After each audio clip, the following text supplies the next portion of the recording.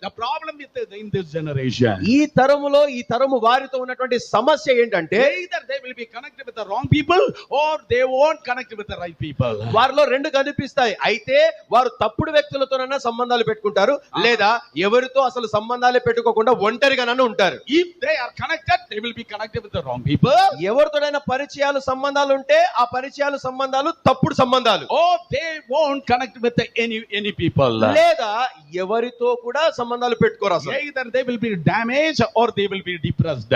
అయితే వారు పాడైపోతారు, లేదా కృంగిపోయి నిరాశకన లోనవుతారు. But the devil is a liar. కానీ సాతాను అపవాది అబద్ధికుడు. I want to prophesy over somebody. మీ మీద కొంతమంది మీద నేను ప్రవచించాలని Your కోరుతున్నాను. right connection is coming.